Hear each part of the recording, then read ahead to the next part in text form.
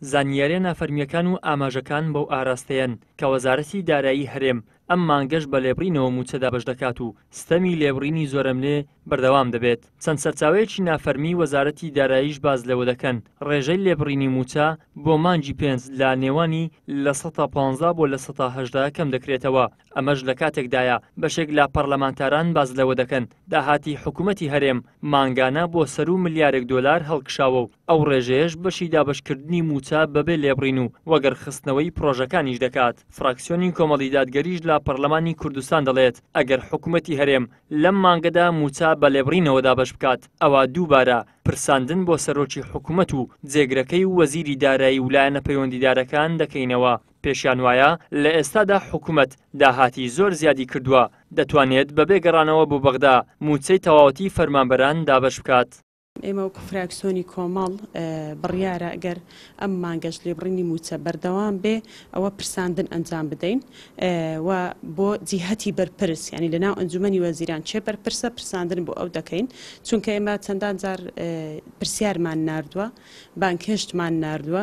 سەرۆکی ئەنجومەنی وەزیران جێگرەکەی وەزیری دارایی و وەزیرە پەیوەنددارەکانیش بە پرسی تر بێنە پەرلەمانی کوردستان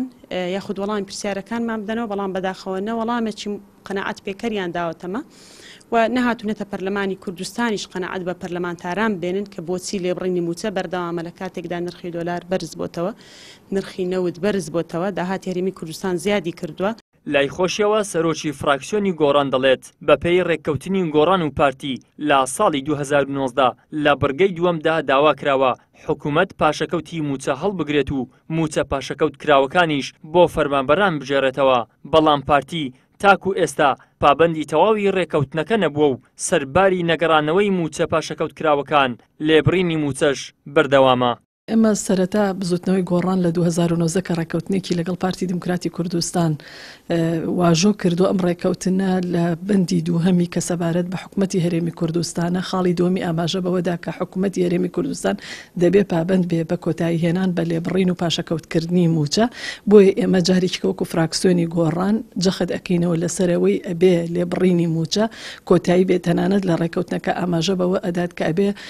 ئەژمارێکی بانقی بۆ هەر یەکێک لەو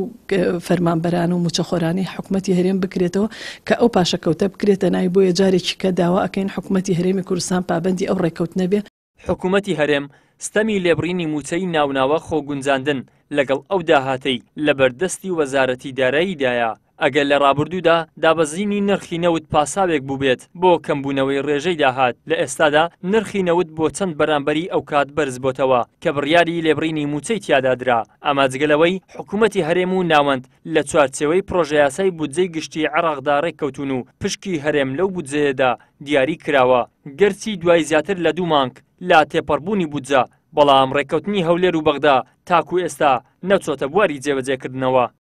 ئیدریس محەممەد کەناڵی ئاسمانی پەیام هەولێر.